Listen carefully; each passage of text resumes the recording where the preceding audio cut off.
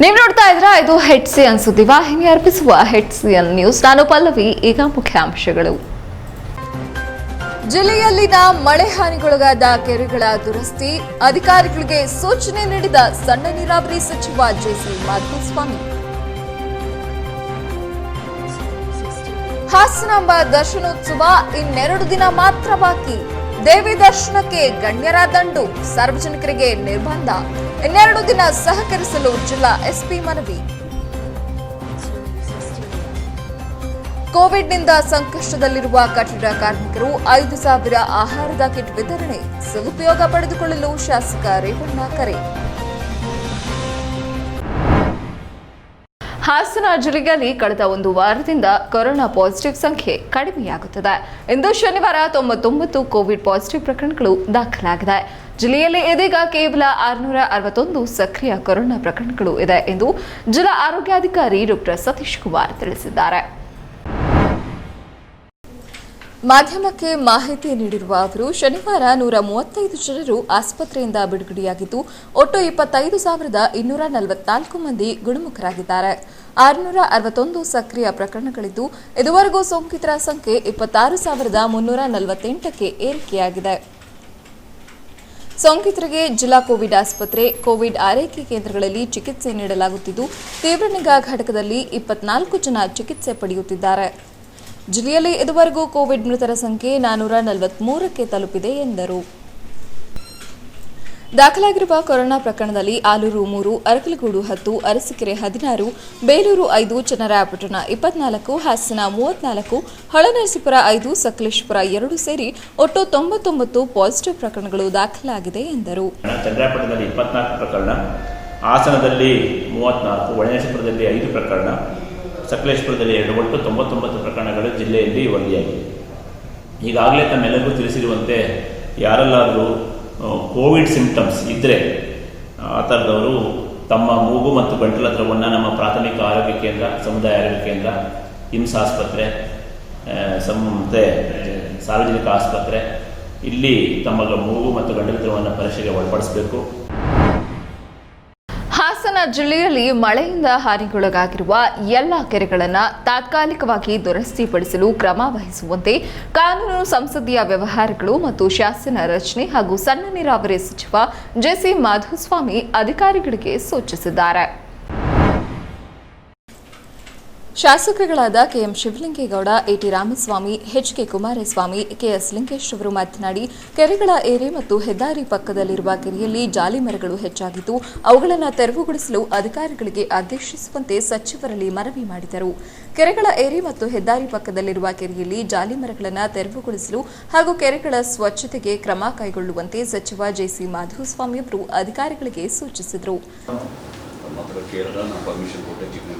ನಾವೇ ದುಡ್ಡು ಕೊಡ್ತೀವಿ, ಬರೀ ಕೇಳಿ ಹಂಗಿದ್ರೆ ಊರಿನಿಂದ ದುಡ್ಡು ಕೊಟ್ಬಿಡ್ತೀವಿ. ಮಾಡಿಸ್ತಾ ಇಲ್ವಾ? ಕ್ಲೀನ್ ಯಾರು ಕಳಿಸಿ ಸರ್? ಕ್ಲೀನಾಗಿ ಜಾಲಿ ಗಿಡ ತಕ್ಕೊಂಡು ನಮ್ಮ ಕೆರೆ ಕ್ಲೀನ್ ಮಾಡಿ ಹೊರಟೋಗ್ತಾರೆ. ಅದು ಜಿಲ್ಲಾ ಬದಲು ಮಾಡ್ಕೊಂಡು ಅವ್ನು ತಗೊಂತಾನೆ. ನಾವು ಕೊಡಲ್ಲ, ಅವನು ಕೊಡಲ್ಲ. ಯೋಚನೆ ಕಳಿಸಿ ಸರ್. ಎಂತ ರೂಪಾಯಿನೂ ಕೊಡೋದು ಬೇಡ, ನಾವೇ ಕೊಡ್ತೀವಿ ದುಡ್ಡ. ನೀವ್ಯಾಕೆ ಕೊಡ್ತೀವಿ? ಅಂತ ಹೇಳ್ತಾರಲ್ಲ, ನಾವೇ ಮಾಡಿಸ್ತಾ ಇದೀವಿ. ಮಾಡ್ಕೊಂತಾರೆ ಸರ್, ಬಂದಿಲ್ವಲ್ಲ ಸರ್, ನೋಡ್ತಿಲ್ಲ ಸರ್. ನಮ್ಮ ಕೆರೆ ಉಳಿಯಾಗ ಕೆರೆ ಎಲ್ಲ ಮಾಡಿಸಿನಲ್ಲ. ಜಿಲ್ಲಾಧಿಕಾರಿ ಆರ್ ಗಿರೀಶ್, ಜಿಲ್ಲಾ ಪೊಲೀಸ್ ವರಿಷ್ಠಾಧಿಕಾರಿ ಆರ್ ಶ್ರೀನಿವಾಸ್ ಗೌಡ, ಜಿಲ್ಲಾ ಪಂಚಾಯತ್ ಮುಖ್ಯ ಕಾರ್ಯನಿರ್ವಾಹಕ ಅಧಿಕಾರಿ ಬಿಎ ಪರಮೇಶ್, ಸರ್ಕಾರದ ಸಣ್ಣ ನೀರಾವರಿ ಇಲಾಖೆಯ ಕಾರ್ಯದರ್ಶಿ ಮೃತ್ಯುಂಜಯ ಸ್ವಾಮಿ ಹಾಗೂ ಮತ್ತಿತರ ಅಧಿಕಾರಿಗಳು ಹಾಜರಿದ್ದರು.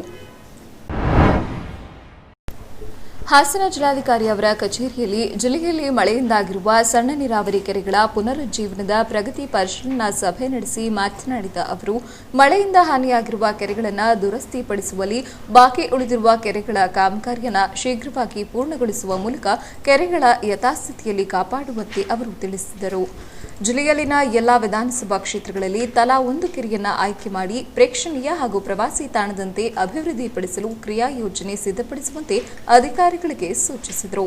ಹಾಸನ ಜಿಲ್ಲೆಯಲ್ಲಿ 170 ಕೆರೆಗಳಿದ್ದು ಇದರಲ್ಲಿ 64 ಕೆರೆಗಳು ತುಂಬಿದ್ದು ಅನೇಕ ಕಡೆಗಳಲ್ಲಿ ಕೆರೆ ಜಾಗವನ್ನೇ ಒತ್ತುವರಿ ಮಾಡಿರುವ ಬಗ್ಗೆ ಗಮನವಹಿಸಲಾಗಿದೆ. ಜಿಲ್ಲೆಯ ಒತ್ತುವರಿ ಕೆರೆಗಳ ಬಗ್ಗೆ ಸರ್ವೆ ಮಾಡಿಕೊಡಿ ಎಂದು ಒತ್ತಾಯ ಮಾಡಲಾಗಿದೆ ಎಂದು ಮಾಧ್ಯಮಕ್ಕೆ ಮಾಹಿತಿ ನೀಡಿದರು. ಪ್ರಾಜೆಕ್ಟ್ ಈಗ ಕರ್ನಾಟಕದಲ್ಲೇ ಮಾಡ್ತಾ ಇದ್ದೀವಿ, ನನ್ನ ತಾಲೂಕಲ್ಲೇ. ಹಾಸನ ಜಿಲ್ಲೆಯಲ್ಲಿ ಅರಸೀಕೆರೆ ಸೇರಿದೆ, ಚಿಕ್ಕಮಗಳೂರಿನಲ್ಲಿ ಕಡು ಸೇರಿದೆ, ಅರಸೀಕೆರೆಯಲ್ಲಿ ಮಾಡಿ ಈಗ ನಾವು ಅಲ್ಲಿಗೆಲ್ಲ NGOಗಳನ್ನ ಅಪಾಯಿಂಟ್ ಮಾಡಿ ಸರ್ವೆ ಅದು ಇದು ಎಲ್ಲ ಕೆಲಸ ಆರಂಭ ಮಾಡಬೇಕಾಗಿದೆ. ಈಗ NGOಗಳನ್ನ ಅಪಾಯಿಂಟ್ ಮಾಡಲಿಕ್ಕೆ ನಾವು ವ್ಯವಸ್ಥೆ ಮಾಡಿದ್ದೀವಿ. ಸ್ಕೀಮನ್ನು ಡ್ರಾ ಮಾಡಿ ಗೌರ್ಮೆಂಟ್ ಆಫ್ ಇಂಡಿಯಾಕ್ಕೆ ಇನಿಷಿಯಲ್ ಆಗಿ 80 ಕೋಟಿ ರೂಪಾಯಿ ರಿಲೀಸ್ ಮಾಡಿ ಅಂತ ಕೇಳಿದೆ. ಈಗ ಗೌರ್ಮೆಂಟ್ ಆಫ್ ಇಂಡಿಯಾ ಫೈನಾನ್ಸ್ ಡಿಪಾರ್ಟ್ಮೆಂಟ್ನವ್ರು 80 ಕೋಟಿ ಕೊಟ್ಟರೆ ನಾವು ಮುಂದಕ್ಕೆ ಹೋಗ್ತೀವಿ. ಬಟ್ ನಾವೇ ಶುರು ಮಾಡಿರೋದ್ರಿಂದ ಇಂಡಿಯಾ ದೇಶದಲ್ಲಿ ಪೂರಾ ವರ್ಕ್ ಲೋಡು ನಮ್ಮ ಮೇಲೆ ಬಿದ್ದುಬಿಟ್ಟಿದೆ. ಅದೇನು ಮಾಡಬೇಕು, ಹೇಗೆ ಮಾಡಬೇಕು ಅಂತೇಳಿ ಸ್ವಲ್ಪ ಭಾರಿ ವಿಸ್ತಾರವಾದ ಯೋಜನೆ ಆಗಿಬಿಟ್ಟಿದೆ. ಅವ್ರು ನಮಗೇನು ಕೇಳ್ತಾರೆ, ಪ್ರತಿ ಬೋರ್ವೆಲ್ನ ಆಳ ಬೇಕು, ಪ್ರತಿ ಬೋರ್ವೆಲ್ಲಲ್ಲಿ ನೀರಿದ್ದಿದ್ದು ಬೇಕು. ಯಲಹಂಕ ದ್ಯಾವನಕೆರೆ ಏರಿ ಸ್ವಲ್ಪ ಡ್ಯಾಮೇಜ್ ಆಗಿದೆ, ಅನಿಕೆ ಹಿರೇಕೆರೆ ಸ್ವಲ್ಪ ಡ್ಯಾಮೇಜ್ ಆಗಿದೆ, ಆಲೂರಲ್ಲಿ ಪಾಳ್ಯ ಹೋಬಳಿ ಸಂಗಮೇಶ್ವರ ಪಿಕಪ್ ಡ್ಯಾಮೇಜ್ ಆಗಿದೆ, ಅರಸೀಕೆರೆಯಲ್ಲಿ ಚಿಕ್ಕಕೆರಗನಾಳ ಕೆರೆ ಏರಿ ಮನೆಯಿಂದ ಸ್ವಲ್ಪ ಹಾಳಾಗಿದೆ. ಇಷ್ಟೇನಾ? ಅದ್ರ ಜೊತೆಗೆ ಇವು ನಮ್ಮ ರೆಡ್ಫಿಕ್ಸ್ ಇರ್ತವೆ, ಅಗಸರಟ್ಟಿ ಒಡೆದೋಗಿದೆ ಕೆರೆ, ಅದು ಮಾಡಾಗಿದೆ. ಆಲೂರು ತಾಲೂಕು ಮೇರ್ವೆ ಗ್ರಾಮದಲ್ಲಿ ಒಂದು ಕೆರೆ ಹಾಳಾಗಿದೆ. ಹಾಸನದಲ್ಲಿ ದೀಪಾವಳಿ ಹಬ್ಬ ಆರಂಭ ಎಂದರೆ ನಗರದ ಅಧಿದೇವತೆ ಹಾಸನಾಂಬ ದೇವಿಯ ದರ್ಶನೋತ್ಸವ ಮತ್ತು ಸಿದ್ದೇಶ್ವರ ಸ್ವಾಮಿಯ ರಥೋತ್ಸವದ ಸಂಭ್ರಮ ಮುಗಿಲು ಮುಟ್ಟುತ್ತದೆ. ಆದರೆ ಈ ಬಾರಿ ಕೋವಿಡ್ ಹಿನ್ನೆಲೆಯಲ್ಲಿ ಈ ಎಲ್ಲ ಸಂಭ್ರಮಕ್ಕೂ ಮುಸುಕು ಮುಚ್ಚಿದಂತಾಗಿದೆ. ಹಾಸನಾಂಬ ದೇವಿ ಎಂದರೆ ನಂಬಿಕೆ. ಇದೇ ನಂಬಿಕೆಯಿಂದ ಪ್ರತಿ ವರ್ಷ ಲಕ್ಷಾಂತರ ಭಕ್ತರು ದೇವಿ ದರ್ಶನಕ್ಕೆ ಬರುತ್ತಾರೆ. ತಮ್ಮ ಮನೋಭಿಲಾಷೆಯ ಈಡೇರಿಕೆಗೆ ಹರಕೆ ಹೊರುತ್ತಾರೆ. ನಂತರ ಕಾರ್ಯ ಈಡೇರಿದ ನಂತರದಲ್ಲಿ ದೇವಿಗೆ ಹರಕೆ ಸಲ್ಲಿಸುತ್ತಾರೆ. ಇದು ಜನರ ನಂಬಿಕೆಯಾಗಿದೆ. ದೇವಿ ತಮಗೆ ಎಲ್ಲ ರೀತಿಯಲ್ಲೂ ಕಾಪಾಡುತ್ತಾಳೆ ಎಂದು ಎಲ್ಲರೂ ನಂಬಿದ್ದಾರೆ. ಆದರೆ ದೇವಿ ಮಾತ್ರ ತನ್ನದೇ ಆದ ಕಟ್ಟುಪಾಡುಗಳನ್ನು ಹೊಂದಿದ್ದು ವರ್ಷಕ್ಕೆ ಒಮ್ಮೆ ಮಾತ್ರ ಬಾಗಿಲು ತೆರೆದು ಕೇವಲ 10-12 ದಿನಗಳ ಕಾಲ ಮಾತ್ರ ದರ್ಶನ ನೀಡಿ ಮತ್ತೆ ಗರ್ಭಗುಡಿಯಲ್ಲಿ ಉಳಿಯುತ್ತಾಳೆ. ಬಾಗಿಲು ತೆಗೆದು ದರ್ಶನ ನೀಡುವ ಸಂದರ್ಭದಲ್ಲಿ ಅತ್ಯಂತ ಮಡಿಯಲ್ಲಿ ಅರ್ಚಕರು ದೇವಿಗೆ ಪೂಜೆ ಸಲ್ಲಿಸುವರು ಮತ್ತು ನೈವೇದ್ಯವನ್ನ ಅರ್ಪಿಸುವರು.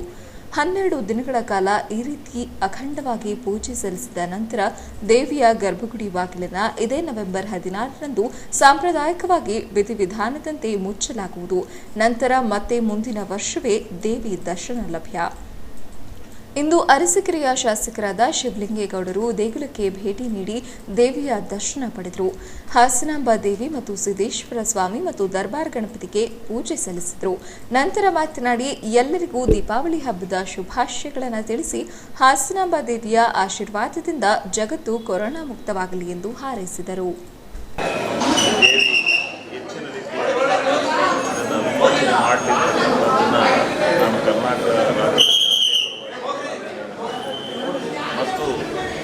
ಈ ಒಂದು ದೀಪದ ಹಬ್ಬ, ಬೆಳಕಿನ ಹಬ್ಬ ಇಡೀ ಕರ್ನಾಟಕ ರಾಜ್ಯದ ಜನಕ್ಕೆ ಮತ್ತು ನನ್ನ ಹಾಸನ ಜಿಲ್ಲೆಯ ಜನಕ್ಕೆ ನನಗೆ ಶುಭವಾಗಲಿ. ಇನ್ನು ದೇವಿ ದರ್ಶನಕ್ಕೆ ಕೇವಲ 1 ದಿನ ಮಾತ್ರ ಉಳಿದಿದ್ದು ದೇಗುಲಕ್ಕೆ ಸಾರ್ವಜನಿಕರಿಗೆ ನಿಷೇಧ ಹೇರಿದ್ದರೂ ಜನರು ದೇವಿ ದರ್ಶನ ಸಿಗಬಹುದು ಎಂದು ದೇವಾಲಯದ ಬಳಿ ಬರುತ್ತಿದ್ದರು. ಈ ಬಗ್ಗೆ ಮಾತನಾಡಿದ ಜಿಲ್ಲಾ ಪೊಲೀಸ್ ವರಿಷ್ಠಾಧಿಕಾರಿ ಶ್ರೀನಿವಾಸ್ ಗೌಡ, ಸಾರ್ವಜನಿಕರಿಗೆ ನಿಷೇಧ ಇದೆ, ಜನರು ದೇಗುಲದ ಬಳಿ ಬರಬೇಡಿ, ಯಾರಿಗೂ ಅವಕಾಶವಿಲ್ಲ. ಇದುವರೆಗೂ ಸಾರ್ವಜನಿಕರು ಸಹಕಾರ ನೀಡಿದ್ದು ಇನ್ನೂ 1-2 ದಿನಗಳ ಕಾಲ ಇದೇ ರೀತಿ ಸಹಕಾರ ನೀಡಲು ಮನವಿ ಮಾಡಿದರು.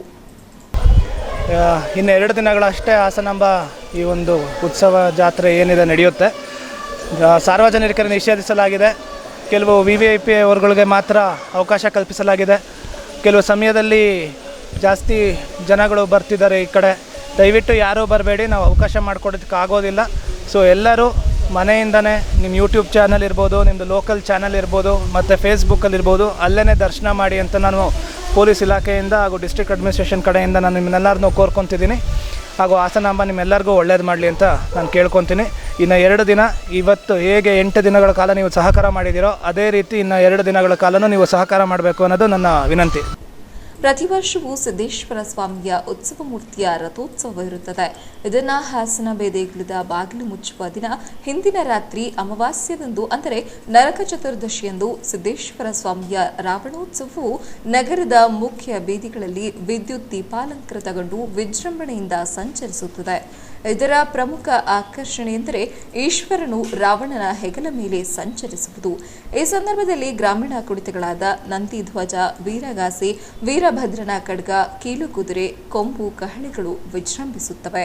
ಕೊನೆಯ ದಿನ ಮುಂಜಾನೆಯ ಚುಮು ಚಳಿಯಲ್ಲಿ ಸಿದ್ದೇಶ್ವರ ಸ್ವಾಮಿಯ ಕೆಂಡೋತ್ಸವ ಹಾಗೂ ವಿಶ್ವರೂಪ ದರ್ಶನ ಇರುತ್ತದೆ. ಆದರೆ ಈ ಬಾರಿ ಅವೆಲ್ಲ ವೈಭವಗಳು ಕಾರಣ ಸಿಗಬಾರದು ಎಂಬಂತೆ ಕೋವಿಡ್ ಜಗತ್ತಿನಲ್ಲಿ ಹರಡಿದೆ. ಅದರ ಹಿನ್ನೆಲೆ ಎಲ್ಲದಕ್ಕೂ ಮಂಕು ಕವಿದಿದೆ. ಕೊನೆಯ ದಿನ ಮುಂಜಾನೆಯ ಚುಮು ಚಳಿಯಲ್ಲಿ ಸಿದ್ದೇಶ್ವರ ಸ್ವಾಮಿಯ ಕೆಂಡೋತ್ಸವ ಹಾಗೂ ವಿಶ್ವರೂಪ ದರ್ಶನ ಇರುತ್ತದೆ. ಆದರೆ ಈ ಬಾರಿ ಅವೆಲ್ಲ ವೈಭವಗಳು ಕಾಣಸಿಗಬಾರದು ಎಂಬಂತೆ ಕೋವಿಡ್ ಜಗತ್ತಿನಲ್ಲಿ ಹರಡಿದೆ. ಅದರ ಹಿನ್ನೆಲೆ ಎಲ್ಲದಕ್ಕೂ ಮಂಕು ಕವಿದಿದೆ. ಕೋವಿಡ್-19ನಿಂದ ಆರ್ಥಿಕ ಸಂಕಷ್ಟಕ್ಕೊಳಗಾಗಿರುವ ಕಟ್ಟಡ ಕಾರ್ಮಿಕರ ಹಿತ ಕಾಪಾಡುವುದು ಜನಪ್ರತಿನಿಧಿಗಳ ಮತ್ತು ತಾಲೂಕು ಆಡಳಿತದ ಆದ್ಯ ಕರ್ತವ್ಯ ಮತ್ತು ಜವಾಬ್ದಾರಿ ಎಂದು ಶಾಸಕ ಎಚ್.ಡಿ. ರೇವಣ್ಣ ಅಭಿಪ್ರಾಯಪಟ್ಟರು. ಹೊಳೆನರಸೀಪುರ ಪಟ್ಟಣದ ಸರ್ಕಾರಿ ಬಾಲಕಿಯರ ಪದವಿ ಪೂರ್ವ ಕಾಲೇಜಿನ ಶಿಕ್ಷಕರ ಭವನದಲ್ಲಿ ಕಾರ್ಮಿಕ ಇಲಾಖೆ, ಕಟ್ಟಡ ಮತ್ತು ಇತರೆ ನಿರ್ಮಾಣ ಕಾರ್ಮಿಕರ ಕಲ್ಯಾಣ ಮಂಡಳಿ ಹೊಳೆನರಸೀಪುರ ವೃತ್ತದ ವತಿಯಿಂದ ಕಟ್ಟಡ ಕಾರ್ಮಿಕರಿಗೆ ಆಹಾರ ಧಾನ್ಯ ಕಿಟ್ಗಳನ್ನು ವಿತರಣೆ ಮಾಡುತ್ತಾ ಮಾತನಾಡಿದ ಮಾಜಿ ಸಚಿವರು, ತಾವು ಸದಾ ಕಾರ್ಮಿಕರ ಪರ ಮತ್ತು ಬಡವರ ಪರವಾಗಿ ಕೆಲಸ ಮಾಡುತ್ತಿದ್ದು, ಕೋವಿಡ್-19ನಿಂದ ಆರ್ಥಿಕ ಸಂಕಷ್ಟಕ್ಕೆ ಸಿಲುಕಿದ ಕಾರ್ಮಿಕರ ಮತ್ತು ಬಡವರ ಕಲ್ಯಾಣಕ್ಕಾಗಿ ಸರ್ಕಾರದ ವತಿಯಿಂದ ಇರುವ ಹಲವಾರು ಯೋಜನೆಯನ್ನ ಸೂಕ್ತ ಫಲಾನುಭವಿಗಳಿಗೆ ತಲುಪಿಸುವ ಕಾರ್ಯವನ್ನು ತಾಲೂಕು ಆಡಳಿತ, ಪುರಸಭೆ, ತಾಲೂಕು ಪಂಚಾಯಿತಿ, ಕಾರ್ಮಿಕ ಇಲಾಖೆ ವತಿಯಿಂದ ಮಾಡುತ್ತಿದ್ದು, ಅಧಿಕಾರಿಗಳು ತಮ್ಮ ಶಕ್ತಿ ಮೀರಿ ಕಾರ್ಮಿಕರಿಗೆ ಮತ್ತು ಬಡವರಿಗೆ ಆಹಾರ ಧಾನ್ಯದ ಕಿಟ್ ಮತ್ತು ಅವರಿಗೆ ಸಿಗಬೇಕಾದ ಸವಲತ್ತುಗಳನ್ನು ತಲುಪಿಸಲು ಶ್ರಮಿಸಬೇಕೆಂದು ಕರೆ ನೀಡಿದರು. ಕಾರ್ಮಿಕ ಇಲಾಖೆಯ ವತಿಯಿಂದ ಕಟ್ಟಡ ಕಾರ್ಮಿಕರಿಗೆ ಮತ್ತು ಅಸಂಘಟಿತ ವಲಯದ ಕಾರ್ಮಿಕರಿಗೆ 6,000 ಕಿಟ್ಗಳು ಬಂದಿದ್ದು, ಇಂದು ಸುಮಾರು 5,000 ಕಿಟ್ಗಳನ್ನು ವಿತರಣೆ ಮಾಡುತ್ತಿದ್ದೇವೆ. ಕಟ್ಟಡ ಕಾರ್ಮಿಕರು, ಕೂಲಿಕಾರರು, ಗಾರೆ ಕೆಲಸ ಮಾಡುವವರು, ಎಲೆಕ್ಟ್ರಿಕ್ ಕೆಲಸ ಮಾಡುವವರು, ನಲ್ಲಿ ಕೆಲಸ ಮಾಡುವವರು, ಪೇಂಟ್ ಕೆಲಸ, ಮರ ಕೆಲಸ ಮಾಡುವವರು ಇನ್ನಿತರರು ಇದರ ನೇರ ಫಲಾನುಭವಿಗಳಾಗಿದ್ದು, ಕಾರ್ಮಿಕ ಇಲಾಖೆಯ ಅಡಿಯಲ್ಲಿ ನೋಂದಾಯಿತರ ಜೊತೆಗೆ ಸಂಕಷ್ಟಕ್ಕೆ ಸಿಲುಕಿದ ಬಡ ಕೂಲಿಕಾರರಿಗೂ ಆಹಾರ ಕಿಟ್ ವಿತರಿಸಲಾಗುತ್ತಿದೆ ಎಂದು ತಿಳಿಸಿದರು. ಹೊಳೆನರಸೀಪುರ ಕಾರ್ಮಿಕ ಇಲಾಖೆಯ ನಿರೀಕ್ಷಕಿ ಮಂಗಳಗೌರಿ ಅವರ ಪರಿಶ್ರಮವನ್ನು ಮುಕ್ತ ಕಂಠದಿಂದ ಶ್ಲಾಘಿಸಿದರು. ಅಲ್ಲಿಯೇ ಹಾಜರಿದ್ದ ಪುರಸಭೆಯ ಅಧಿಕಾರಿಗಳಿಗೆ ಸೂಚನೆಗಳನ್ನು ನೀಡಿ ಯಾರಿಗೆ ನಿವೇಶನ, ಮನೆ ನಿರ್ಮಾಣ ಮತ್ತು ಇನ್ನಿತರ ಸೌಲಭ್ಯಗಳನ್ನು ದೊರಕಿಸಿಕೊಡಬೇಕು, ಅದಕ್ಕೆ ಸಂಬಂಧಿಸಿದಂತೆ ಸೂಕ್ತ ಕ್ರಮಗಳನ್ನು ತಕ್ಷಣವೇ ನಿಷ್ಪಕ್ಷಪಾತವಾಗಿ ತೆಗೆದುಕೊಳ್ಳಬೇಕೆಂದು ತಿಳಿಸಿದರು. ಯಾರು ತರ್ತಾರೆ ಆ ಚೀಟಿನ ಇಟ್ಕೋಬೇಕು. 300 ಜನಕ್ಕೆ ನೀವು ಕೊಡಬೇಕು. ಒಂದೊಂದಾಗಿ ಕ್ಯೂ ನಿಂತ್ಕೊಂಡು ನಿಧಾನಕ್ಕೆ ತಗೋಬೇಕು. 1-2 ಜನ ಪೊಲೀಸ್ ಹಾಕಿದ್ದಾರೆ, ಗೊತ್ತಾಯ್ತಾ? 300 ಜನಕ್ಕೆ ಅದು ನಾವು ಹೋರಾಟ ಮಾಡಿ ತರಿಸಿರೋದು. ಒಂದೇ ಒಂದು ಕಿಟ್ ಕೊಟ್ಟಿರಲಿಲ್ಲ ಯಾರು, ಗೊತ್ತಾಯ್ತೇನ್ರಿ? ಇವೆಲ್ಲ ನೆನ್ಕೋಬೇಕು, ಇವೆಲ್ಲ ಗೊತ್ತಾಯ್ತಾ? ಈ ಸಂದರ್ಭದಲ್ಲಿ ಹಾಜರಿದ್ದ ಜಿಲ್ಲಾ ಪಂಚಾಯತ್ ಸದಸ್ಯೆ ಮತ್ತು ಶಿಕ್ಷಣ ಮತ್ತು ಆರೋಗ್ಯ ಸ್ಥಾಯಿ ಸಮಿತಿಯ ಅಧ್ಯಕ್ಷೆ ಭವಾನಿ ರೇವಣ್ಣ ಮಾತನಾಡುತ್ತಾ, ಕಟ್ಟಡ ಕಾರ್ಮಿಕರು ಮತ್ತು ಬಡವರ ಬದುಕು ಹಸನಾಗಲು ಅವರನ್ನು ಹಸಿವಿನಿಂದ ಮುಕ್ತಗೊಳಿಸಲು ಶಾಸಕರು ಮತ್ತು ತಾಲೂಕು ಆಡಳಿತ ಅವಿಶ್ರಾಂತವಾಗಿ ದುಡಿಯುತ್ತಿದ್ದು, ಇಂದು ನೀಡಲಾಗುತ್ತಿರುವ ಆಹಾರ ಧಾನ್ಯದ ಕಿಟ್ನಲ್ಲಿ ಅಕ್ಕಿ, ತೊಗರಿಬೇಳೆ, ರವೆ, ಅಡುಗೆ ಎಣ್ಣೆ ಪೊಟ್ಟಣ, ಸಕ್ಕರೆ, ಸಾಂಬಾರ್ ಪುಡಿ, ಗೋಧಿ ಹಿಟ್ಟು ಮತ್ತು ಸೋಪ್ಗಳನ್ನು ನೀಡುತ್ತಿದ್ದು, ಕಾರ್ಮಿಕರು ಮತ್ತು ಬಡವರು ಇದರ ಸದುಪಯೋಗ ಪಡಿಸಿಕೊಳ್ಳಬೇಕೆಂದು ಅಭಿಪ್ರಾಯಪಟ್ಟರು. ತಹಸೀಲ್ದಾರ್ ಕೆಆರ್ ಶ್ರೀನಿವಾಸ್ ಮಾತನಾಡಿ, ಕಾರ್ಮಿಕರ ಕಲ್ಯಾಣ ಮಂಡಳಿ ವತಿಯಿಂದ ಸರ್ಕಾರದ ಮಹತ್ವಾಕಾಂಕ್ಷೆಯ ಯೋಜನೆಯಾದ ಆಹಾರ ಧಾನ್ಯ ಕಿಟ್ ವಿತರಣೆಯನ್ನು ಕಾರ್ಮಿಕರಿಗೆ, ಅಸಂಘಟಿತ ವಲಯದ ಕಾರ್ಮಿಕರು ಮತ್ತು ಕೂಲಿಕಾರರಿಗೆ ಉಚಿತವಾಗಿ ನೀಡಲಾಗುತ್ತಿದ್ದು, ತಾಲೂಕು ಆಡಳಿತ ಸದಾ ಜನತೆಯ ಸಂಕಷ್ಟಕ್ಕೆ ಸ್ಪಂದಿಸಲು ಸದಾ ಸಿದ್ಧ ಎಂದು ತಿಳಿಸಿದರು.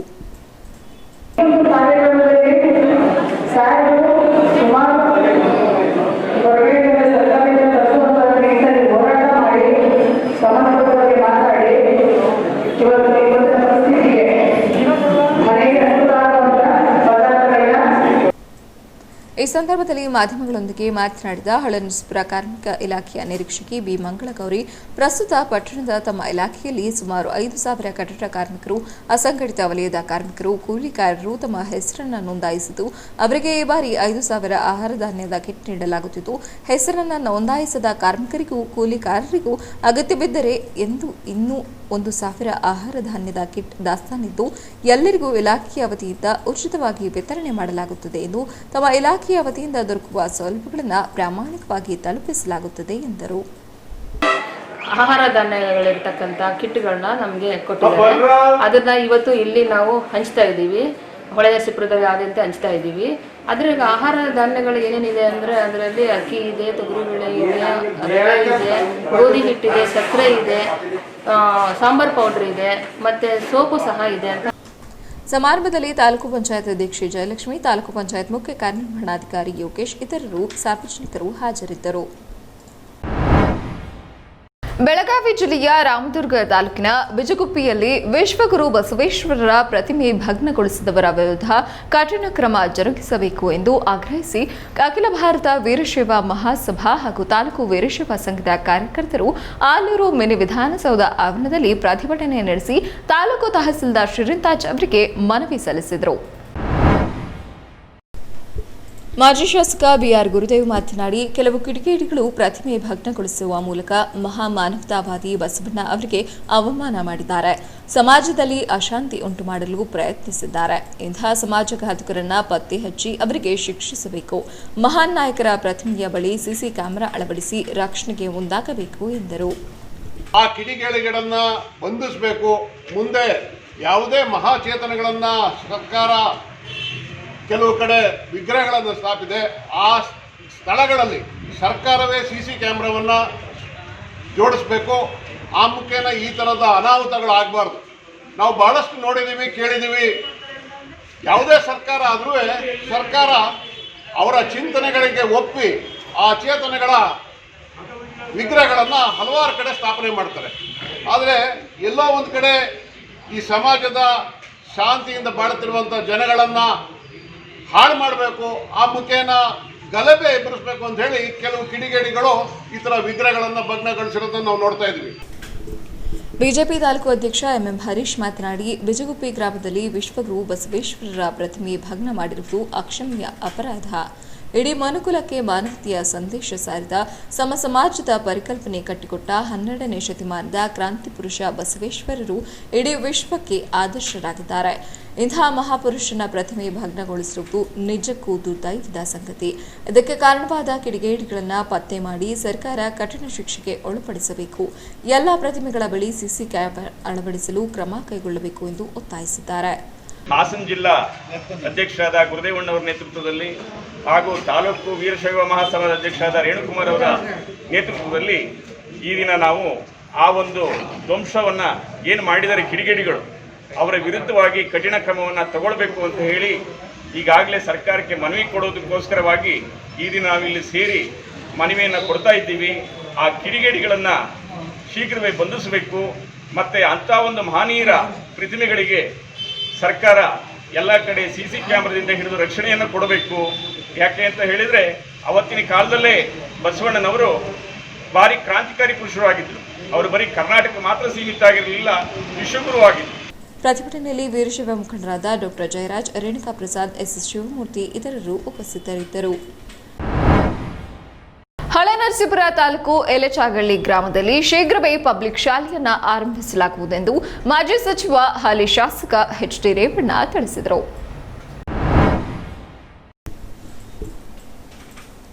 ಎಲೆಚಾಗಳ್ಳಿ ಗ್ರಾಮದಲ್ಲಿ ನೂತನವಾಗಿ ನಿರ್ಮಿಸಿರುವ ಪ್ರೌಢಶಾಲಾ ಕಟ್ಟಡ ಉದ್ಘಾಟನೆ ಹಾಗೂ ಪದವಿ ಪೂರ್ವ ಕಾಲೇಜಿನ ಹೆಚ್ಚುವರಿ ಕಟ್ಟಡದ ಗುದ್ದಲಿ ಪೂಜೆ ನೆರವೇರಿಸಿ ಮಾತನಾಡಿದರು.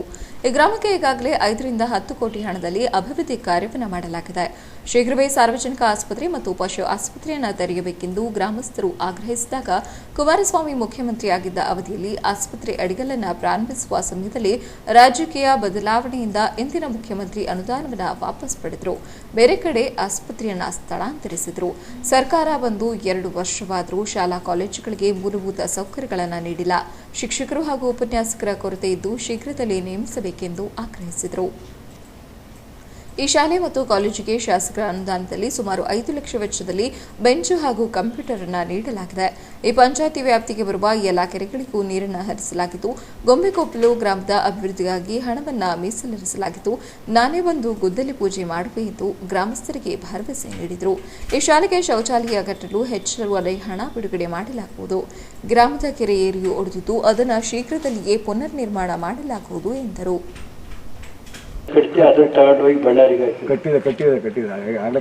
ಕಟ್ಟಿ ಬಂದ ಕಡೆ ನಾನೇ 1 ಲಕ್ಷ ಅದನ್ನು ತೆಗೆದಾಕಿ ಅದನ್ನು 1 ಲಕ್ಷ ಕಟ್ಟಿದ್ದೆ, ಜಾಗ ಕೊಡಲಿಲ್ಲ ಅಂತ ಇಲ್ಲೇ ಕೊಡ್ಬೋದಾಯ್ತು. ಇದ್ರೊಳಗೆ ನಾ ಏನ್ ಮಾಡ್ಲಿ, ಅದನ್ನು ಯಡಿಯೂರಪ್ಪನವ್ರು ಅವತ್ತು ತೆಗೆದು ಅದೆಲ್ಲೋ ಬಳ್ಳಾರಿಯಲ್ಲೂ ಶ್ರೀರಾಮುಲು ಅವರು ತೆಗೆದು ಹಾಕೊಂಡ್ರು. ಏನು ಮಾಡೋಕ್ಕಾಗಲ್ಲ. ಟೈಮ್ ಬಂದಾಗ ದನಿನ ಹಾಸ್ಪಿಟ್ಲನ್ನು ಮಾಡಿಸೋಣ, ಮನುಷ್ಯ ಆಸ್ಪತ್ರೆ 2 ಮಾಡ್ತೀನಿ.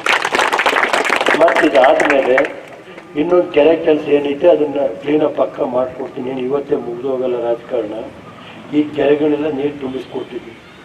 ಈ ಸಂದರ್ಭದಲ್ಲಿ ಪಿಡಬ್ಲ್ಯೂಡಿ ಮುಖ್ಯ ಇಂಜಿನಿಯರ್ ಮಲ್ಲಿಕಾರ್ಜುನ್, ಬಿಇಒ ಲೋಕೇಶ್, ತಾಲೂಕು ಪಂಚಾಯಿತಿ ಮಾಜಿ ಉಪಾಧ್ಯಕ್ಷ ನಂಜುಂಡಪ್ಪ, ಪ್ರಾಂಶುಪಾಲ ಎಚ್ಎಸ್ ವಸಂತಕುಮಾರ್, ಶಿಕ್ಷಕರು, ಗ್ರಾಮಸ್ಥರು, ವಿದ್ಯಾರ್ಥಿಗಳು ಹಾಜರಿದ್ದರು. Hodson news, Holenarasipura. ಗ್ರಾಮ ಪಂಚಾಯಿತಿ ಅಧಿಕಾರಿಗಳು ಜನಸಾಮಾನ್ಯರನ್ನ ಸುಖಾಸುಮ್ಮನೆ ಕಚೇರಿಗೆ ಅಲಿಸದೆ ತಕ್ಷಣ ಕೆಲಸ ಮಾಡಬೇಕು ಎಂದು ಆಲೂರು ತಾಲೂಕು ಪಂಚಾಯಿತಿ ಸದಸ್ಯ ನಟರಾಜ್ ನಕಲಗೂಡು ತಿಳಿಸಿದರು. ಆಲೂರು ತಾಲೂಕಿನ ಕಡತೂರು ಗ್ರಾಮ ಪಂಚಾಯಿತಿ ಆವರಣದಲ್ಲಿ ಆಯೋಜಿಸಲಾಗಿದ್ದ ತ್ರೈಮಾಸಿಕ ಕೆಡಿಪಿ ಸಭೆಯನ್ನ ಕಾರ್ಯಕ್ರಮವನ್ನು ಉದ್ಘಾಟಿಸಿ ಮಾತನಾಡಿದ ಅವರು, ಇಂತಹ ಸಭೆ ಗ್ರಾಮ ಪಂಚಾಯಿತಿ ಮಟ್ಟದಲ್ಲಿ ನಡೆಯುವುದರಿಂದ ಗ್ರಾಮ ಸಮಸ್ಯೆಗಳನ್ನು ಅರಿತು ಅವುಗಳನ್ನು ಬಗೆಹರಿಸಲು ಅಧಿಕಾರಿಗಳಿಗೆ ಅನುಕೂಲವಾಗುತ್ತದೆ. ಆದ್ದರಿಂದ ಈ ಸಭೆಗೆ ಇಲಾಖೆಯ ಅಧಿಕಾರಿಗಳು ಗೈರಾಗದೆ ಹಾಜರಾಗಬೇಕು. ಗ್ರಾಮ ಪಂಚಾಯಿತಿ ಚುನಾಯಿತ ಸದಸ್ಯರ ಅವಧಿಯು ಪೂರ್ಣಗೊಂಡು 6 ತಿಂಗಳು ಕಳೆದಿರುವುದರಿಂದ ಇದರ ಜವಾಬ್ದಾರಿಯು ಅಧಿಕಾರಿಗಳ ಮೇಲೆ ಇರುವುದರಿಂದ ಯಾವುದೇ ಗ್ರಾಮಗಳಲ್ಲಿ ಕುಡಿಯುವ ನೀರು, ಬೀದಿ ದೀಪ, ಚರಂಡಿಯ ಸ್ವಚ್ಛತೆ ಇನ್ನಿತರ ಯಾವುದೇ ಸಮಸ್ಯೆ ಬಗ್ಗೆ ಸಾರ್ವಜನಿಕರಿಂದ ದೂರುಗಳು ಬರುವ ಮುನ್ನ ಗ್ರಾಮ ಪಂಚಾಯಿತಿಯ ಅಧಿಕಾರಿಗಳು ಕಾರ್ಯನಿರ್ವಹಿಸಬೇಕಾಗಿದೆ. ಕಣತೂರು ವಿಭಾಗಕ್ಕೆ ಎಂವಿಎಸ್ಎಸ್ ವಿದ್ಯುತ್ ಘಟಕವು ಮಂಜೂರಾಗಿದ್ದು, ಸಂಬಂಧಪಟ್ಟ ಇಲಾಖೆಯ ಅಧಿಕಾರಿಗಳು ಕಾಮಗಾರಿಯನ್ನು ಪ್ರಾರಂಭಿಸುವ ನಿಟ್ಟಿನಲ್ಲಿ ಆಗ್ರಹಿಸಿದ ರೀತಿಯಲ್ಲಿ ಸಾರ್ವಜನಿಕರಿಗೆ ಅನುಕೂಲವಾಗುವ ನಿಟ್ಟಿನಲ್ಲಿ ಕಣತೂರನ್ನು ಹೋಬಳಿ ಕೇಂದ್ರವಾಗಿ ಮಾಡುವ ನಿಟ್ಟಿನಲ್ಲಿ ಎಲ್ಲ ಅಧಿಕಾರಿಗಳು ಕಾರ್ಯಪ್ರವೃತ್ತರಾಗಬೇಕು ಎಂದು ಸೂಚಿಸಿದರು. ನಾನು ತಾಲೂಕು ಸದಸ್ಯನಾಗಿ ಹೇಳೋದಿಸ್ತೇನೆ. ಈಗ ನಮ್ಮ ಕಣತೂರು ಪಂಚಾಯಿತಿ ವ್ಯಾಪ್ತಿಗೆ ಹಲವಾರು ಆಶೆಗಳು ನಮ್ಮ ಆರೋಗ್ಯ ಇಲಾಖೆಯಲ್ಲಿ ಮಾತಾಡಿದ್ರು.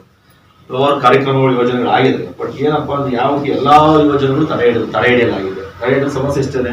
ಈಗ ಬಿಲ್ಡಿಂಗ್ ಆಗಿದೆ, ಅದು ಗೊತ್ತಿಲ್ಲ, ಅದು ವಿಚಾರ ಪಿಡಿಯೋದು ಅಷ್ಟೇ, ಎಲ್ಲರಿಗೂ ಅಷ್ಟೇ. ಅದು ಆರೋಗ್ಯ ಬಿಲ್ಡಿಂಗ್ ಸಮಸ್ಯೆ ಹಿಂಗಾಗ್ತಾ ಇದೆ.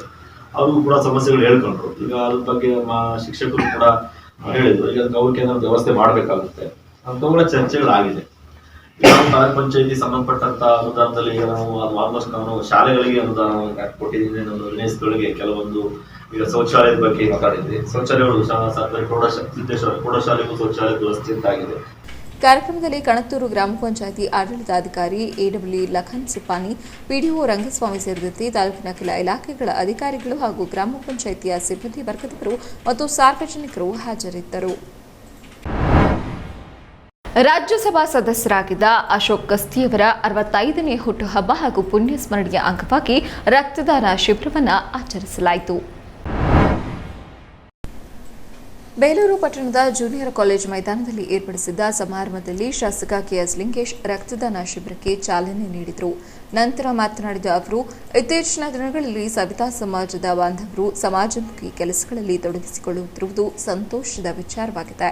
ಸಮಾಜದಲ್ಲಿ ಹಿಂದೆ ಇರುವ ಇವರು ಎಲ್ಲ ಕ್ಷೇತ್ರಗಳಲ್ಲೂ ಮುಂದೆ ಬರಬೇಕು. ಅದು ರಾಜಕೀಯ, ಶೈಕ್ಷಣಿಕ ಹಾಗೂ ಅಭಿವೃದ್ಧಿ ವಿಚಾರದಲ್ಲಿ ಗುರುತಿಸಿಕೊಳ್ಳಬೇಕು. ಸರ್ಕಾರದಿಂದ ಬರುವ ಅನೇಕ ಸವಲತ್ತುಗಳನ್ನು ಸಮರ್ಪಕವಾಗಿ ಉಪಯೋಗಿಸಿಕೊಳ್ಳಬೇಕು. ರಕ್ತದಾನ ಮಾಡುವುದರಿಂದ ಒಂದು ಜೀವದಾನ ಮಾಡಿದ ಹಾಗೆ. ರಕ್ತ ಇಲ್ಲದೆ ಸುಮಾರು ರೋಗಿಗಳು ಇಂದು ಪರದಾಡುವ ಪರಿಸ್ಥಿತಿ ಬಂದೊದಗಿದೆ. ಈ ಕೋವಿಡ್ ಸಂದರ್ಭದಲ್ಲಿ ಕೂಡ ರಕ್ತವು ಅನೇಕ ರೋಗಿಗಳಿಗೆ ಅವಶ್ಯಕತೆ ಇದ್ದು, ದಾನಿಗಳು ಮುಂದೆ ಬಂದು ರಕ್ತ ಕೊಟ್ಟು ಜೀವದಾನ ಮಾಡಬೇಕು. ಅನೇಕ ಕಷ್ಟದ ಸಂದರ್ಭದಲ್ಲಿ ಕೂಡ ರಕ್ತವು ಮಾನವನಿಗೆ ಒಂದು ಸಂಪನ್ಮೂಲ ಇದ್ದ ಹಾಗೆಯೇ ನಮ್ಮ ರೋಗವನ್ನು ಕಾಪಾಡಿಕೊಳ್ಳಬೇಕು, ನಮ್ಮ ಆರೋಗ್ಯವನ್ನು ಕಾಪಾಡಿಕೊಳ್ಳಬೇಕು. ರಾಜ್ಯಸಭಾ ಸದಸ್ಯರಾಗಿದ್ದ ಅಶೋಕ್ ಗಸ್ತಿಯವರು ನಮ್ಮನ್ನು ಅಗಲಿರುವುದು ಸಮಾಜಕ್ಕೆ ಭರಿಸಲಾಗದ ನಷ್ಟ ಉಂಟಾಗಿದೆ. ಅವರು ಕೇವಲ ಸವಿತಾ ಸಮಾಜಕ್ಕೆ ಮಾತ್ರ ಸೀಮಿತವಾಗಿರಲಿಲ್ಲ, ಹಿಂದುಳಿದ ವರ್ಗಗಳಿಗೂ ಸಹಾಯ ಮಾಡುತ್ತಿದ್ದ ವ್ಯಕ್ತಿ. ಬಡ ಕುಟುಂಬದಿಂದ ಬಂದ ಅವರು ರಾಜ್ಯಸಭಾ ಸದಸ್ಯರಾಗಿದ್ದವರು ಎಂದರೆ ಅವರ ಪರಿಶ್ರಮ ಎದ್ದು ಕಾಣುತ್ತದೆ. ಅವರ ಸೇವೆ ನಿರೀಕ್ಷೆಯಲ್ಲಿದ್ದ ನಾವು ಅವರನ್ನ ಕಳೆದುಕೊಂಡಿದ್ದು ಬೇಸರವಾಗಿದೆ. ಮುಂದೆ ಅವರ ಸ್ಥಾನವನ್ನು ಸವಿತಾ ಸಮಾಜದ ಬಾಂಧವರೇ ಒಬ್ಬ ಉತ್ತಮ ವ್ಯಕ್ತಿಯನ್ನು ಆರಿಸಿ ಸಮಾಜಕ್ಕೆ ಉತ್ತಮ ಕೊಡುಗೆ ನೀಡಲಿ ಎಂದು ಹೇಳಿದರು.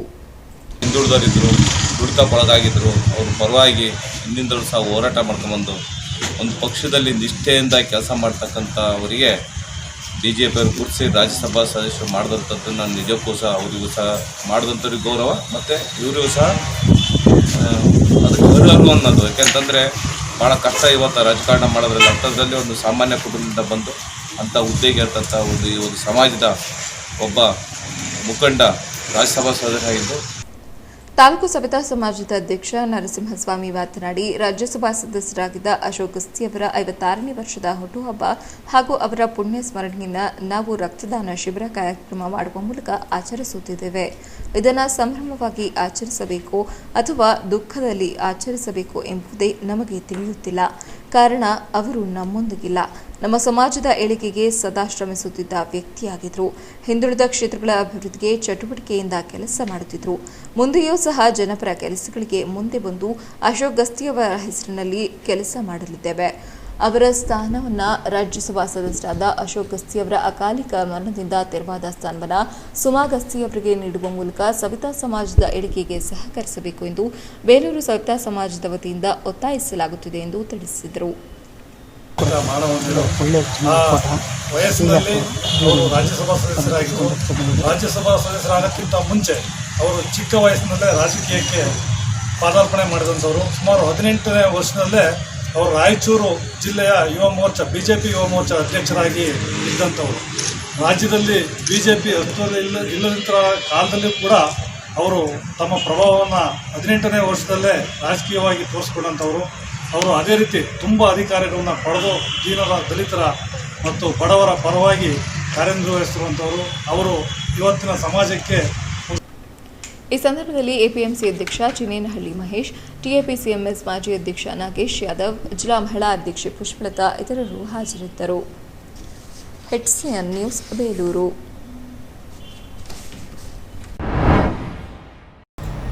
HCN ನ್ಯೂಸ್ನಲ್ಲಿ ಈಗ ಒಂದು ಚಿಕ್ಕ ಬ್ರೇಕ್.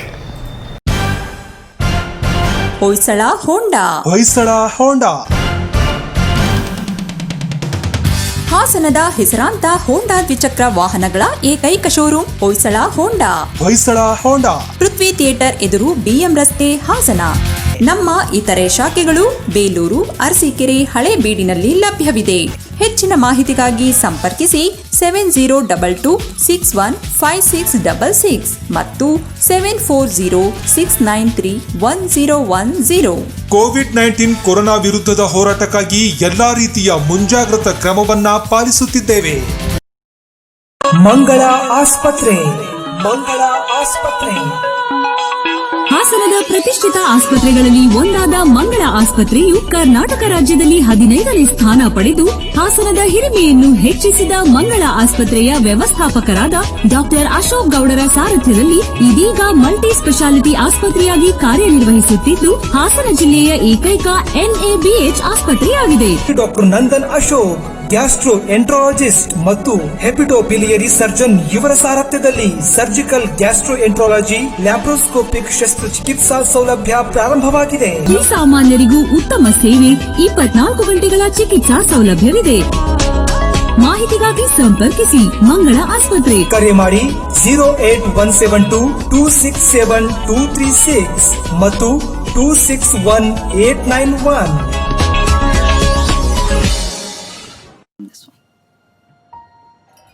ಫೈನಲಿ ಸಿಕ್ತು ನೋಡಿ. ಇದು ಅದೇ ನೆಕ್ಲೆಸ್ ಅಲ್ವಾ? ಎಕ್ಸ್ಕ್ಯೂಸ್ ಮೀ, ಇದು ಸೇಮ್ ಪೀಸ್ ಅಲ್ವಾ? Yes ma'am. ನಾವಿದನ್ನ ಬೆಂಗಳೂರಲ್ಲಿ ತಗೊಂಡಿದ್ದು, ಆದ್ರೆ ಮುಂಬೈಯಲ್ಲಿ ಗೋಲ್ಡ್ ರೇಟ್ ಬೇರೆ ಇರುತ್ತಲ್ಲ? ಇರುತ್ತೆ, ಆದ್ರೆ ಮಲ್ಬಾರ್ನಲ್ಲಿ ಹಾಗಿರಲ್ಲ. ಯಾಕಂದ್ರೆ ಮಲ್ಬಾರ್ ನೀಡ್ತಾ ಇದೆ one best rate for gold ಇಂಡಿಯಾದೆಲ್ಲೆಡೆ. ಬೆಂಗಳೂರಲ್ಲಿ ಅಥವಾ Mumbai, one India one gold rate. ಇನ್ನೊಂದು ವಿಷಯ, ಕ್ವಾಲಿಟಿಯಲ್ಲಿ no compromise. 100% BIS hallmark ಇರೋ ಗೋಲ್ಡ್ ಮತ್ತು ರೆಸ್ಪಾನ್ಸಿಬ್ಲಿ ಸೋರ್ಸ್ಡ್. ಇದು ಮಲ್ಬಾರ್ ಪ್ರಾಮಿಸ್. ಹಾಗೆ ಈ ಹಾರ ನಿಮ್ಗೆ ಸೂಪರ್ ಕಾಣುತ್ತೆ. ಆಕ್ಚುಲಿ ನನ್ನ ಸೊಸೆಗೋಸ್ಕರ ಇದು ಸೇಮ್ ಪೀಸ್ ಬೇಕಿತ್ತು. I like it. One India 1 gold rate. ಇದು Malabar promise. Style my space. Style my space ಇದೀಗ ಹಾಸನದಲ್ಲಿ ನೂತನವಾಗಿ ಪ್ರಾರಂಭವಾಗಿರುವ style my space. Style my space exclusive wallpaper home finishing showroom. ನಮ್ಮಲ್ಲಿ 8,000ಕ್ಕೂ ಅಧಿಕ ಡಿಸೈನ್ಗಳು ಲಭ್ಯ. ನಿಮ್ಮ ಮನೆಯ ಗೋಡೆಗಳನ್ನು ಶೃಂಗರಿಸಲು ಇದೀಗ ಸುಲಭ. ಕೇವಲ 999 ರೂಪಾಯಿಗಳಿಂದ ಪ್ರಾರಂಭ. ನಮ್ಮಲ್ಲಿ ವಾಲ್ಪೇಪರ್ಸ್, 3D ಮತ್ತು customised wallpapers, wooden floorings, PVC floorings, artificial grass, wall textures ನಿಮ್ಮ ಕೈಗೆಟುಕುವ ದರದಲ್ಲಿ ದೊರೆಯುತ್ತವೆ. ಗೋಡೆಗಳ ಮೆರುಗಿಗೆ ಮತ್ತೊಂದು ಹೆಸರು style my space. Site evaluation and free consultation. ಹೆಚ್ಚಿನ ಮಾಹಿತಿಗಾಗಿ ಭೇಟಿ ಮಾಡಿ ಜಯನಗರ ರಿಂಗ್ ರಸ್ತೆ, ವಿಶಾಲ್ ಮಾರ್ಟ್ ಎದುರು, ಹಾಸನ. ಫೋನ್ ನಂಬರ್ 8867396938 ಮತ್ತು 8073484880. Unilate electronics and home appliances. ಹಾಸನದಲ್ಲಿ ನೂತನವಾಗಿ ಪ್ರಾರಂಭವಾಗಿರುವ Unilate electronics and home appliances ಶೋರೂಮ್ನಲ್ಲಿ ಗುಣಮಟ್ಟದ ಗೃಹೋಪಯೋಗಿ ಎಲೆಕ್ಟ್ರಾನಿಕ್ ವಸ್ತುಗಳ ಭಂಡಾರ. ನಮ್ಮಲ್ಲಿ ಪ್ರಸಿದ್ಧ ಕಂಪನಿಗಳ washing machines, refrigerators, LED TVs, mobiles, air conditioners, mixers, grinders ಇತ್ಯಾದಿ ವಸ್ತುಗಳು ನಿಮ್ಮ ಕೈಗೆಟುಕುವ ದರದಲ್ಲಿ ಲಭ್ಯ. 0% ಫೈನಾನ್ಸ್ ಡೌನ್ ಪೇಮೆಂಟ್, ಗ್ಯಾರಂಟಿ, ಕಡಿಮೆ ಬೆಲೆ, ಖಚಿತವಾದ ಉಡುಗೊರೆಗಳು, ಬಜಾಜ್ ಫಿನ್ಸರ್ವ್ನಿಂದ EMI ಸೌಲಭ್ಯ ಮತ್ತು ಯುನಿಲೇಟ್ ಕಂಪನಿಯು ರಾಜ್ಯಾದ್ಯಂತ ತನ್ನ 55 ಶಾಖೆಗಳನ್ನು ಹೊಂದಿದೆ. ಹೆಚ್ಚಿನ ಮಾಹಿತಿಗಾಗಿ ಸಂಪರ್ಕಿಸಿ BM road beside unity scan, opposite hotel jewel rock, Hassan. Phone number 9900032412 ಹಾಗೂ 9900987331.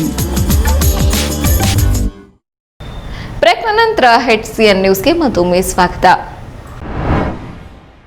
ಮಾಜಿ ಸಿಎಂ ಸಿದ್ದರಾಮಯ್ಯ ಮತ್ತು DK ಶಿವಕುಮಾರ್ ಮುಂದಾದರೂ ಭ್ರಮೆಯಿಂದ ಹೊರಬರಲಿ ಎಂದು ಗ್ರಾಮೀಣಾಭಿವೃದ್ಧಿ ಸಚಿವ KS ಈಶ್ವರಪ್ಪ ಸಲಹೆ ನೀಡಿದ್ದಾರೆ. ಕುಟುಂಬ ಸಮೇತರಾಗಿ ಅಧಿದೇವತೆ ಹಾಸನಾಂಬೆ ದೇವಿ ದರ್ಶನ ಪಡೆದು ನಂತರ ಸುದ್ದಿಗಾರರೊಂದಿಗೆ ಮಾತನಾಡಿದ ಅವರು, ಚುನಾವಣೆ ಅಂದರೆ ಬೇರೆ ಪಕ್ಷಗಳಿಗೆ ಚಳಿ ಜ್ವರ ಬಂದಂತಾಗುತ್ತದೆ ಎಂದರು. ಚುನಾವಣೆ ಪೂರ್ವದಲ್ಲಿ ಉಪಚುನಾವಣೆಯು ಮುಂದಿನ ಚುನಾವಣೆಯ ದಿಕ್ಸೂಚಿ ಅಂತ ಸಿದ್ದರಾಮಯ್ಯ ಮತ್ತು DK ಶಿವಕುಮಾರ್ ಪರಮೇಶ್ವರ್ ಹೇಳಿಕೆ ನೀಡಿದರು. ಹೌದು, ನಾವು ಕೂಡ ಸವಾಲಾಗಿ ಸ್ವೀಕರಿಸಿದ್ದೆವು. ಕಾಂಗ್ರೆಸ್ ನಾಯಕರಲ್ಲಿ ಇಬ್ಬರಿಗೆ ನೀತಿ ಇದೆ. ಈಗ ಸರ್ಕಾರದ ಪರವಾಗಿ ಉಪಚುನಾವಣೆ ಫಲಿತಾಂಶ ಬರುತ್ತದೆ ಅಂತ ಸಿದ್ದರಾಮಯ್ಯ ಹೇಳುತ್ತಾರೆ. ಆದರೆ DK ಶಿವಕುಮಾರ್ ರವರು ಚುನಾವಣೆ ನಡೆದಿದ್ದೇ ಸರಿಯಿಲ್ಲ ಎಂದು ಹೇಳಿಕೆ ಕೊಡುತ್ತಿದ್ದಾರೆ. ಮುಂದಿನ ಮುಖ್ಯಮಂತ್ರಿ ಎಂದು DK ಶಿವಕುಮಾರ್ ಎಂದು ತಮ್ಮ ಶಿಷ್ಯರ ಮುಖಾಂತರ ಹೇಳಿಸಿಕೊಂಡರೆ, ಇನ್ನೊಂದು ಕಡೆ ಸಿದ್ದರಾಮಯ್ಯ ಅವರ ಫಾಲೋವರ್ಸ್ ಮುಂದಿನ ಮುಖ್ಯಮಂತ್ರಿ ಸಿದ್ದರಾಮಯ್ಯ ಎಂದು ಹೇಳಿಸಿಕೊಂಡಿದ್ದಾರೆ ಎಂದು ಕುಟುಕಿದರು. ಇವೆಲ್ಲವನ್ನ ಗಮನಿಸಿದರೆ ಇಬ್ಬರು ನಾಯಕರಲ್ಲಿ ಒಗ್ಗಟ್ಟಾಗಿಲ್ಲ ಎಂಬುದು ನನಗೆ ಗೊತ್ತು. ಆದರೆ ಹೇಳಿಕೆ ಕೊಡುವುದರಲ್ಲಾದರೂ ಒಟ್ಟಿಗೆ ಇರಲಿ ಎಂದು ವ್ಯಂಗ್ಯವಾಡಿದ್ರು. ಈಗ ಕಾಂಗ್ರೆಸ್ ಪಕ್ಷದವರು ಕೆಟ್ಟ ಮೇಲೆ ಬುದ್ಧಿ ಬಂತು ಎಂಬಂತಾಗಿದೆ. ಚುನಾವಣೆ ಸೋತ ನಂತರ ಮರ್ಯಾದೆಯಿಂದ ಒಪ್ಪಿಕೊಳ್ಳಬೇಕು. HD Kumaraswamy, HD Revanna, DK Shivakumar ಯಾರೇ ಆಗಲಿ ಜನರ ತೀರ್ಪನ್ನ ಟೀಕೆ ಮಾಡುವುದು ಸರಿಯಿಲ್ಲ. ಗೆದ್ದರೆ ಸೋನಿಯಾ ಗಾಂಧಿಗೆ, ಸೋತರೆ ಕೆಳಮಟ್ಟದ ನಾಯಕರಿಂದ ರಾಜೀನಾಮೆ ಪಡೆಯುವುದು ಇದು ಕಾಂಗ್ರೆಸ್ನಲ್ಲಿ ಬಹುವರ್ಷದಿಂದ ನಡೆದುಕೊಂಡು ಬಂದಿರುವ ಪದ್ಧತಿಯಾಗಿದೆ. ಪ್ರತಿ ವರ್ಷದಂತೆ ಈ ವರ್ಷವೂ ಕುಟುಂಬ ಸಮೇತರಾಗಿ ಹಾಸನಾಂಬೆ ದರ್ಶನ ಪಡೆದಿದ್ದೇವೆ. ಕೊರೋನಾ ಆದಷ್ಟು ಬೇಗ ದೂರವಾಗಿ ಎಲ್ಲ ಸಹಜ ಸ್ಥಿತಿಗೆ ಬರಲಿ ಎಂದು ಹಾಸನಾಂಬೆಗೆ ಪೂಜೆ ಸಲ್ಲಿಸಿರುವುದಾಗಿ ಹೇಳಿದರು. ಅವ್ರ ತೀರ್ಮಾನಕ್ಕೆ ಇಡೀ ರಾಜ್ಯದ ಎಲ್ಲ ಶಾಸಕರು ಕೂಡ ಬದ್ಧರಾಗಿದೆ. ಎಲ್ಲದಕ್ಕೂ ನಾವೆಲ್ಲ ಬದ್ಧರಾಗಿದ್ದೀವಿ. ಈಗ ಉಪಚುನಾವಣಾ ಫಲಿತಾಂಶದ ನಂತರ ಬೇರೆ ಪಕ್ಷಗಳಿಗೆ ಚುನಾವಣೆ ಅಂದರೆ ಈಗ ಚಳಿ ಜ್ವರ ಬಂದಂಗಾಗಿದೆ. ಯಾಕಪ್ಪ ಚುನಾವಣೆ ಬಂತು ಅನ್ನೋಂಥ ಪರಿಸ್ಥಿತಿ ಚುನಾವಣೆ ಫಲಿತಾಂಶಗಳು. ಯಾಕಂತಂದರೆ 4 ವಿಧಾನ ಪರಿಷತ್ ಚುನಾವಣೆ ಗೆದ್ದಿದ್ದು, 2 ಉಪಚುನಾವಣೆ ಗೆದ್ದಿದ್ದು BJPದು ನಮಗೆಲ್ಲರೂ ತುಂಬ ಸಂತೋಷ. ಚುನಾವಣಾ ಪೂರ್ವದಲ್ಲಿ ಸ್ವಾಭಾವಿಕವಾಗಿ ಕಾಂಗ್ರೆಸ್ಸಿನ ನಾಯಕರುಗಳಾದ DK ಶಿವಕುಮಾರ್ ಇರ್ಬೋದು, ಸಿದ್ದರಾಮಯ್ಯ ಇರ್ಬೋದು, ಪರಮೇಶ್ವರ್ ಇರ್ಬೋದು ಹೇಳ್ತಾ ಇದ್ರು, ಈ ಚುನಾವಣೆ ಫಲಿತಾಂಶ ಮುಂದಿನ ವಿಧಾನಸಭಾ ಚುನಾವಣೆ ದಿಕ್ಸೂಚಿ ಅಂತ. ನಾವು ಸವಾಲು ಸ್ವೀಕಾರ ಮಾಡಿದ್ವಿ, ಹೌದು ಅಂತ. ಇವು ರಾಜ್ಯದ ಜನ ತೀರ್ಮಾನ ಮಾಡಿದ್ದಾರೆ. ಭಾರತೀಯ ಜನತಾ ಪಾರ್ಟಿ ಚುನಾವಣೆ ಗೆಲ್ಲಿಸಿ ಮುಂದಿನ ವಿಧಾನಸಭೆ ಚುನಾವಣೆಯಲ್ಲಿ ಕೂಡ BJP ಗೆಲ್ಲಿ ಅನ್ನೋಂಥ ವಿಶ್ವಾಸದಲ್ಲಿ ಕೇವಲ ಕರ್ನಾಟಕ ರಾಜ್ಯ ಅಲ್ಲ, ಇಡೀ ದೇಶದಲ್ಲಿ ಭಾರತೀಯ ಜನತಾ ಪಾರ್ಟಿ ಪರವಾಗಿ ನರೇಂದ್ರ ಮೋದಿ ಅವರ ಪರವಾಗಿ ಚುನಾವಣೆ ಫಲಿತಾಂಶಗಳು ಬಂದಿದೆ. ತುಂಬ ಸಂತೋಷ. ಜನ ಅಪೇಕ್ಷೆ ಪಟ್ಟಿರೋದು ಮೋದಿಯವರು ಮತ್ತು ಇನ್ನೂ ಒಂದಿಷ್ಟು ವರ್ಷ ರಾಜ್ಯವನ್ನು ದೇಶವನ್ನು ಆಳಬೇಕು ಅನ್ನೋಂಥ ಅಪೇಕ್ಷೆ ತಕ್ಕಂತೆ ಫಲಿತಾಂಶ ಬಂದಿದೆ. ಹಾಸನ ಶಾಸಕ ಪ್ರೀತಮ್ ಗೌಡ ಹುಟ್ಟುಹಬ್ಬದ ಅಂಗವಾಗಿ ಹಾಸನ ನಗರ ಬಿಜೆಪಿ ವತಿಯಿಂದ ಶಂಕರಪುರಂ ಬಡಾವಣೆಯ ಮಲ್ಲೇಶ್ವರ ಸ್ವಾಮಿ ದೇವಸ್ಥಾನದಲ್ಲಿ ವಿಶೇಷ ಪೂಜೆ ಸಲ್ಲಿಸಲಾಯಿತು. ನಂತರ ಕೆಆರ್ಪುರಂ ಬಡಾವಣೆ ಪೊಲೀಸ್ ಠಾಣೆಯ 120 ಪೊಲೀಸ್ ಸಿಬ್ಬಂದಿ ಕೊರೋನಾ ವಾರಿಯರ್ಸ್ಗಳಿಗೆ ಸನ್ಮಾನ ಮಾಡಲಾಯಿತು. ಈ ಸಂದರ್ಭದಲ್ಲಿ ಮಾತನಾಡಿದ ಬಿಜೆಪಿ ನಗರ ಮಂಡಲ ಅಧ್ಯಕ್ಷ ವೇಣುಗೋಪಾಲ್, ಹಾಸನದ ಶಾಸಕ ಪ್ರೀತಮ್ ಗೌಡರ ಹುಟ್ಟುಹಬ್ಬದ ಅಂಗವಾಗಿ ಕೋವಿಡ್ ಸಮಯದಲ್ಲಿ ಕೊರೋನಾ ಸೋಂಕಿಗೆ ತುತ್ತಾದರೂ ಹೆದರದೆ ಕೆಲಸ ನಿರ್ವಹಣೆ ಮಾಡಿದ ಕೊರೋನಾ ವಾರಿಯರ್ಸ್ಗಳಿಗೆ ಅಭಿನಂದನೆ ಸಲ್ಲಿಸಲಾಗಿದೆ ಎಂದು ತಿಳಿಸಿದರು. ನಮ್ಮನ್ನ ಸಾರ್ವಜನಿಕರು ಆಚೆ ಬರದಂಗೆ ಎಲ್ಲಂದ್ರೆ ಗಾಡಿಲಿ ಸುತ್ತಾಡ್ತಿದ್ರು, ಅವ್ರನ್ನ ನಿಯಂತ್ರಣ ಮಾಡೋದಕ್ಕೆ ನಮ್ಮೆಲ್ಲಾ ಪೊಲೀಸ್ ಸಿಬ್ಬಂದಿಯವರು 23ನೇ ತಾರೀಕರಿಂದ ಇವತ್ತಿನವರೆಗೂ ಸಹ ಅವರು ಲಾಕ್ಡೌನ್ ಏನಿದೆ ಅದನ್ನ ಕಟ್ಟುನಿಟ್ಟಾಗಿ ಜನ ಅದನ್ನ ಅನುಸರಿಸಬೇಕಾಗಿ ಅವರು ಕೈಗೊಂಡಂತ ನಮ್ಮ ಪೊಲೀಸ್ ಸಿಬ್ಬಂದಿಯವರು ಕೈಗೊಂಡಂತ ಕ್ರಮಗಳು ನಿಜವಾಗೂ ಶ್ಲಾಘನೀಯ. ಈ ಸಂದರ್ಭದಲ್ಲಿ ನಗರಾಭಿವೃದ್ಧಿ ಪ್ರಾಧಿಕಾರದ ಅಧ್ಯಕ್ಷ ಲಲಾಟ ಮೂರ್ತಿ, ನಿರ್ದೇಶಕರಾದ ಕೃಷ್ಣಕುಮಾರ್, ಶರತ್ ಡಿಕೆ, ಮಾಜಿ ನಗರಸಭಾ ಸದಸ್ಯ ಸುರೇಶ್ ಕುಮಾರ್, ನಗರಸಭಾ ಸದಸ್ಯರಾದ ಪುನೀತ್, ಮೋಹನ್, ಸಂತೋಷ್, ಮಹೇಶ್ ಇತರರು ಉಪಸ್ಥಿತರಿದ್ದರು. ಈಗ ಸಂಕ್ಷಿಪ್ತ ಸುದ್ದಿಗಳು. ಪಾರಂಪರಿಕ ವೈದ್ಯ ಮತ್ತು ಹಾಸನ ಘಟಕದ ಪಾರಂಪರಿಕ ವೈದ್ಯ ಪರಿಷತ್ ಉಪಾಧ್ಯಕ್ಷ ಮತ್ತು ಸ್ವಯಂ ಕೃಷಿಕರಾದ ಕಟ್ಟಾಯ ರವಿಶಂಕರ್ ಬ್ಯಾಡರಹಳ್ಳಿ ಸ್ವಗೃಹದಲ್ಲಿ ಧನ್ವಂತರಿ ಜಯಂತಿಯನ್ನ ಜ್ಯೋತಿ ಬೆಳಗಿಸುವ ಮೂಲಕ ವಿಜೃಂಭಣೆಯಿಂದ ಆಚರಿಸಲಾಯಿತು. ಈ ಸಂದರ್ಭದಲ್ಲಿ ಮಾತನಾಡಿದ ರವಿಶಂಕರ್, ವನಸ್ಪತಿ ಔಷಧ ಮತ್ತು ವನಸ್ಪತಿ ಸಸ್ಯಗಳ ಬಗ್ಗೆ ಪಾರಂಪರಿಕ ವೈದ್ಯರಿಗೆ ತಿಳಿದಿದೆ. ಇವುಗಳನ್ನು ಕೋವಿಡ್ ವೈರಸ್ ತಡೆಗಟ್ಟಲು ಸಹಾಯ ಮಾಡುತ್ತಿದ್ದು, ಅಗತ್ಯವಿದ್ದವರು ನಂಬಿಕೆ ಇಟ್ಟು ಚಿಕಿತ್ಸೆ ಪಡೆದು ಫಲಕಾರಿಗಳಾಗಿ ಎಂದು ತಿಳಿಸಿದರು. ಈ ಸಂದರ್ಭದಲ್ಲಿ ಪಾರಂಪರಿಕ ವೈದ್ಯ ಪರಿಷತ್ ಹಾಸನ ಘಟಕದ ಅಧ್ಯಕ್ಷ ವಿಶ್ವನಾಥ್ ಮತ್ತು ಕಾರ್ಯದರ್ಶಿ ಯೋಗೇಶ್ ಉಪಸ್ಥಿತರಿದ್ದರು. ರಾಜ್ಯಾದ್ಯಂತ ಕೋವಿಡ್-19 ಸೋಂಕು ವ್ಯಾಪಕವಾಗಿ ಹರಡುತ್ತಿರುವ ಹಿನ್ನೆಲೆಯಲ್ಲಿ ಸಾರ್ವಜನಿಕರಿಗೆ ಜಾಗೃತಿ ಮೂಡಿಸುವ ಉದ್ದೇಶದಿಂದ ವಾರ್ತಾ ಮತ್ತು ಸಾರ್ವಜನಿಕ ಸಂಪರ್ಕ ಇಲಾಖೆ ವತಿಯಿಂದ ಹಮ್ಮಿಕೊಂಡಿರುವ ವಿಶೇಷ ಜಾಗೃತಿ ಪ್ರಚಾರ ವಾಹನಕ್ಕೆ ಕಾನೂನು, ಸಂಸದೀಯ ವ್ಯವಹಾರಗಳು ಮತ್ತು ಶಾಸನ ರಚನೆ ಹಾಗೂ ಸಣ್ಣ ನೀರಾವರಿ ಸಚಿವರಾದ ಜೆಸಿ ಮಾಧುಸ್ವಾಮಿ ಅವರು ಜಿಲ್ಲಾಧಿಕಾರಿ ಕಚೇರಿ ಆವರಣದಲ್ಲಿಂದು ಚಾಲನೆ ನೀಡಿದರು. ಹಾಸನ ಜಿಲ್ಲೆಯಲ್ಲಿ ಆಯ್ದ 180 ಹಳ್ಳಿಗಳಲ್ಲಿ ಕೋವಿಡ್-19 ಕುರಿತು ಅರಿವು ಮೂಡಿಸಲಾಗುತ್ತಿದೆ. ಇದೇ ಸಂದರ್ಭದಲ್ಲಿ ಶಾಸಕರುಗಳಾದ AT Ramaswamy, KM Shivalingegowda, HK Kumaraswamy, KS Lingesh ಹಾಗೂ ಜಿಲ್ಲಾಧಿಕಾರಿ ಆರ್ ಗಿರೀಶ್, ಜಿಲ್ಲಾ ಪೊಲೀಸ್ ವರಿಷ್ಠಾಧಿಕಾರಿ ಆರ್ ಶ್ರೀನಿವಾಸ್ ಗೌಡ, ಜಿಲ್ಲಾ ಪಂಚಾಯತ್ ಮುಖ್ಯ ಕಾರ್ಯನಿರ್ವಾಹಕ ಅಧಿಕಾರಿ ಬಿಎ ಪರಮೇಶ್ ಹಾಜರಿದ್ದರು. ಕೊನೆಯಲ್ಲಿ ಮತ್ತೊಮ್ಮೆ ಮುಖ್ಯಾಂಶಗಳು. ಜಿಲ್ಲೆಯಲ್ಲಿನ ಮಳೆ ಹಾನಿಗೊಳಗಾದ ಕೆರೆಗಳ ದುರಸ್ತಿ, ಅಧಿಕಾರಿಗಳಿಗೆ ಸೂಚನೆ ನೀಡಿದ ಸಣ್ಣ ನೀರಾವರಿ ಸಚಿವ ಜೆಸಿ ಮಾಧುಸ್ವಾಮಿ. ಹಾಸನಾಂಬ ದರ್ಶನೋತ್ಸವ ಇನ್ನೆರಡು ದಿನ ಮಾತ್ರ ಬಾಕಿ, ದೇವಿ ದರ್ಶನಕ್ಕೆ ಗಣ್ಯರ ದಂಡು, ಸಾರ್ವಜನಿಕರಿಗೆ ನಿರ್ಬಂಧ, ಇನ್ನೆರಡು ದಿನ ಸಹಕರಿಸಲು ಜಿಲ್ಲಾ ಎಸ್ಪಿ ಮನವಿ. ಕೋವಿಡ್ನಿಂದ ಸಂಕಷ್ಟದಲ್ಲಿರುವ ಕಟ್ಟಡ ಕಾರ್ಮಿಕರು 5,000 ಆಹಾರದ ಕಿಟ್ ವಿತರಣೆ, ಸದುಪಯೋಗ ಪಡೆದುಕೊಳ್ಳಲು ಶಾಸಕ ರೇವಣ್ಣ ಕರೆ. ಇಷ್ಟೊತ್ತು ನೀವು ನೋಡಿದ್ದು ಹಾಸನದ ಸುದ್ದಿ ಅಂದ್ರೆ HCN ನ್ಯೂಸ್.